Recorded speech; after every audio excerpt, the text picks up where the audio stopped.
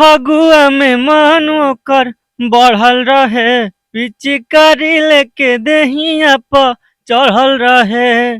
जातरा बिगड़ गईल, मानवा छिहर गईल, चोख पिचकारी चुभल चोलिया में डाला जो दे। खेसारी लाल जी के साथ राउर लेखनी आ रहल बड़ुए और खेसारी जी कहीं ना कहीं विवाद में रहेनी और विवाद कारण से कुछ समय भर हम जैसन की देखनी यूट्यूब चैनल पर गाना प्राइवेट बताई डर ना लगल रहे कि काज ने फिर गाना लिख के देतनी और बहुत सारा ग्लोबल म्यूजिक से भी झंझट। हाँ, डर तो लगी ना, आदमी मेहनत बताई ट्रेंडिंग टीम में तो घुस रहल बनी और ट्रेंडिंग टीम में हमेशा विवाद रहेला, कहीं ना कहीं दू भाई में, दोनों बड़ भाई में लड़ाई होत रहेला, विवाद होत रहेला।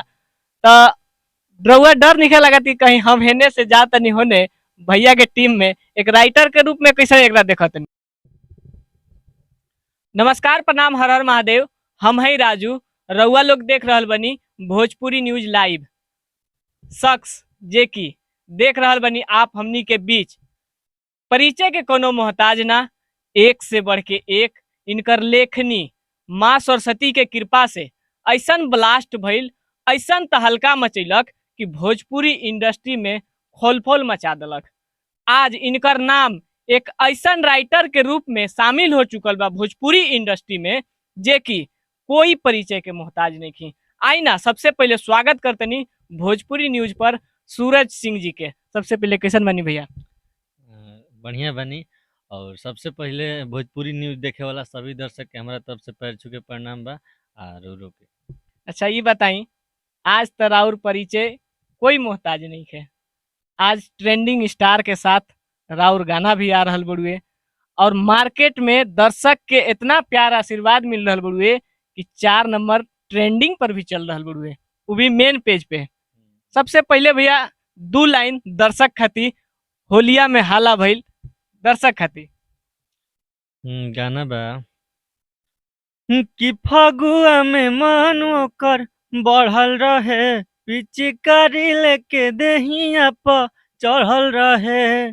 जातरा बिगड़ गईल, मानवा छिहर गईल, चोख पिचकारी चुभल चोलिया में डाला जो देवर कि डाला जो देवर साला लहंगा में लागल पाला, हाला हम तो कह देनी होलिया में, हाला हम तो कह देनी होलिया में।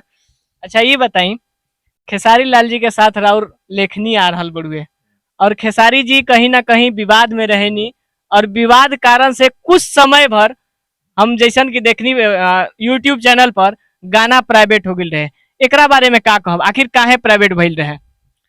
गाना प्राइवेट काहे भई रहे, हमू देखले रही गाना। अभी देखत देखत में तनी समय एक दू जगह से फोन आयल कि भैया गाना लौकत नहीं है, प्राइवेट हो गल। तो कुछ ही देर में बात भई रहे तो पता लगल कि कुछ बा प्रॉब्लम, प्राइवेट हो गल। जानते बनी खेसारी भैया के साथ जब विवाद न जुड़ी तो भैया कैसन। अच्छा ये बताई, रउआ जब ये गाना लिखत रही तो का सोच के लिखनी कि खेसारी भैया से ही गवाई? हाँ, ये गाना हम लिखल रही नु जब, अभी सोचले रही कि हाँ खेसारी भैया से गवाई। गाना देखी सब तरीके का होखेला, लेकिन गाना लिखते खानी पता चल जाला नु कि हई हौ गईहन नु, फलानमा गईहन तो बढ़िया लगी, हौ चिलनमा गईहन तो बढ़िया लगी, तो ओकरा अनुसार आदमी गाना दे देवेला। अच्छा ये बताई, डर ना लगल रहे कि काज ने फिर गाना लिख के देतनी और बहुत सारा ग्लोबल म्यूजिक से भी झंझट चलता या फिर बहुत ही कुछ चल रहा बड़ुए, कहीं ऐसा जगह से छूट जी फिर हमार गानवा कहीं लॉस हो जी, तो इस सबसे डर ना लगल रहे? या फिर जब प्राइवेट हो गई रहे गानवा या फिर आ गई रहे ओकरा पे स्ट्राइक तो डर लागत रहे कि ना? हाँ, डर तो लगी ना, आदमी मेहनत करला, सब कोई के मेहनत जुड़ल बा, केहू के पैसा लागल बा, सब कोई के मेहनत बा, खेसारी भैया के मेहनत बा। हमें हर जे आदमी काम कर ले बा उ सब आदमी के तनी तनी निराशा भइल होई कि सब काहे कि हमें सब कोई के वर्क जुड़ल बा। तो हमरो तनी सा लागल, लेकिन बात करनी भैया से, पवन भैया से, पवन पांडे भैया से, तो कहन कि ना ना गाना लगले आज। फिर ओकरा बाद आ गइल कुछ देर बाद। अच्छा ये बताई, पूरा गाना राउर लिखल बड़ुए कि एमे पवन बाबा के भी सहयोग बड़ुए? ना, भैया के सहयोग बा, हमनी के साथ ही बैठ के गाना बनले रहेंगे। हाँ, हमनी के साथ मतलब कहीं ना कहीं सूरज जी के अब ट्रेंडिंग टीम में एंट्री हो चुकल बड़ुए, ट्रेंडिंग स्टार खेसारी लाल यादव जी के टीम में राउर एंट्री हो गई बड़ुए। हमनी के साथे बैठ के गाना कैले रही जा। गाना भी बहुत सारा आगे आवे वाला बा, बहुत सारा तैयारी अभी भैया गाना के डमी होत रहे। और भी आगे लोग चैता आवे वाला बा, लोकगीत आवे वाला बा, बहुत सारा एक से एक धमाका हुई। अच्छा ये बताई, ट्रेंडिंग टीम में तो घुस रहल बनी और ट्रेंडिंग टीम में हमेशा विवाद रहेला कहीं ना कहीं दू भाई में, दोनों बड़ भाई में लड़ाई होत रहेला, विवाद होत रहेला। तो रउआ डर नहीं लगा कि कहीं हम हेने से जा तनी होने भैया के टीम में एक राइटर के रूप में कैसे एकरा देखत नहीं, कैसे मैनेज करब दोनों बगल? कहीं ना कहीं रउआ दोनों तरफ के आप गाना लिखी ना, ए पे एक कहल जाओ तो एक बड़ स्टार लेवल पर आप राइटर बनी। देखी टीम उम सब जगह के बात बा, लेकिन काम कइले एगो जगह के बात बा। वर्क केनहू हमार वर्क लगे के चाही। ई चाहे पवन भैया के टीम होको, चाहे खेसारी भैया के टीम होको, चाहे और सारा जितना रितेश भैया बाड़न, और सारा जे भी बा, ओकर टीम से कोनो हमरा केनहू वर्क करे के बा, हमर वर्क लगे के चाही, बस ये हमार मतलब अच्छा बा। भैया एक कड़वा सवाल, भोजपुरी में आए दिन विवाद होता, भोजपुरी कहीं ना कहीं बदनाम होता, अगर कहीं भी बैठा तो नहीं जाता, बस एक ही चीज पर आके अटक जाता, भोजपुरी अश्लील और भोजपुरी में दू भाई के लड़ाई। एकरा कैसे सुधार होखी या फिर आगे भोजपुरी हमनी के कैसे बढ़ी? अश्लीलता के जहाँ तक बात रहल, तो हम एगो काले परसों देखनी है एक जने न्यूजे वाला के माइक लेके आज हन कहन कि भोजपुरी अश्लील है। गाड़ी में गाना कौन बजत रहे कि खोदी खोदी ढोणी देवरा कुआं कोइले बा। आप सपोर्ट कर रहे हैं ना जी? ठीक है, हम अश्लील लिख रहे हैं, अश्लील कोई गा रहा है। ऐसे मेरा गाना ज्यादा अश्लील आता नहीं है, बट मैं बता रहा हूँ कि आप आकर ऑन द माइक लेकर आप विरोध कर रहे हैं। आप जा रहे हैं तो वही गाना बजा कर स्टेटस लगा रहे हैं। वो देखिए कि इसी कलाकार में से कोई देख रहा है आपको, तो आपका विरोध कर सकता है। नाम तो हम नहीं लेंगे ना किसी का, बट हम देखे हैं। ठीक है भैया, ये चीज अश्लील तक कहीं ना कहीं अब भोजपुरी इंडस्ट्री में बहुत ज्यादा सुधार हो चुकल बुढ़े, बस चंद गायक लोग गावत रहे, बस वो भी ठीक हो जाए अगर लगभग। वो लोग वो गाना भी अगर आदमी ना बजा के अच्छा गाना के प्रमोशन होई, तो आदमी काहे ना अच्छा गाना गाई। सेम सेम गाना रहता, सेम ट्यून रहता, वही पर के अश्लील गाना बज जाता, बढ़िया गाना मारा जाता। हम्म तो कहीं देखी सब कोई के स्वभाव एक लेखा नहीं के, जेकर जैसन बुझाता उ करता। हम कोशिश करेला कि अच्छा गाना रहो, तो हमारा से अच्छे के उम्मीद रही सब कोई के, हम अच्छे करब, ठीक बा। जे जौन करता तो हम ना कुछ कहब।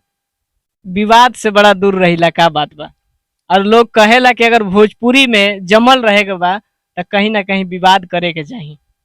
ऐसन कोनो बात नहीं के। आप अपना काम करिए, विवाद आते रहेगा, सटते रहेगा, इधर से जाते रहेगा। जब नाम होगा होगा, जब नाम जाना रहेगा जाएगा। अपना काम, बस काम पर फोकस करिए। विवाद से कोई मतलब नहीं है, मेरा मानना है ये है। अच्छा भैया, होली में स्पेशल आप तक कहीं ना कहीं रंजीत भैया के गाना पहले से लिखा तनी, तो रंजीत भैया के होली स्पेशल कुछ आ रहल बुढ़वे के ना धमाका मजा है? रंजीत भैया के गाना आइल बा अभी, एगो गाइल बा टीएफ कंपनी से कि भइल बाटे माल से लड़ाई हो, भइल बाटे माल से लड़ाई हो, डाले दना तू ही भौजाई हो, डाले दना तू ही भौजाई हो, होलिया में के कर भी जाई हो, होलिया में के कर भी जाई हो, डाले दना तू ही भौजाई हो। और उनकर ऑफिशियल चैनल से वो गाना आइल बा हमार कि होली भइल खराब, रंगवा डालत लेके लोटा बा, यार तुहर पिचकारी से सैया के साइज छोटा बा। गाना बा अभी बहुत सारा गाना, अभी काल शायद एंगल म्यूजिक से गाना आवे वाला बा, फिर डीआरएस से गाना आवे वाला बा, रंजीत भैया के हमार लिखल बहुत सारा गाना अभी बा आवे वाला। लोकगीत तो अइबे करे। रितेश भैया के आवाज में आ रहल बुढ़वे। रितेश भैया के आवाज में वो गाना आ गइल बा, अभी और एगो आवे वाला बा। अभी रिद्धि म्यूजिक वर्ल्ड से वो गाना आइल बा, पंच कि हनुमान कि डाली के जीजाजी तू करेला बाहुबा आ हम करिया आह आह, दीदिया से कह दे हम छोड़ा ना तबा आ हम करिया आह आह आह। बहुत बढ़िया है पर रील उल बनता। होली है तो तनी से चटक मटक रही सब गाना, तो एमे कोनो एथी नहीं करेगा। और सारा गाना आवे वाला बा, रितेश भैया के एगो और गाना आई आ, आ पावर स्टार पवन भैया के साथ एगो गाना आवे वाला बा। मतलब कि ट्रेंडिंग स्टार से भी पावर स्टार में भी जाएगा उड़े, मतलब कहीं ना कहीं सूरज जी दोनों तरफ सपोर्ट करम, दोनों तरफ काम करम। हाँ, हम हमको काम करना है भैया, हम एक लाइन में आपको बता दिए, हमको काम करना है। हमको जहाँ काम करेंगे, जहाँ हमको नाम होगा, जहाँ काम करेंगे। भैया कहीं ना कहीं भोजपुरी इंडस्ट्री में आज जातिवाद ज्यादा बढ़ गए। रउआ एक सिंह परिवार से आवनी, माफी चाहतनी बोले खातिर, लेकिन एक यादव परिवार में गाना देतनी, फिर कहीं ना कहीं कंट्रोवर्सी तो ना हुई, रउआ के लोग बाइकआउट तो ना करी।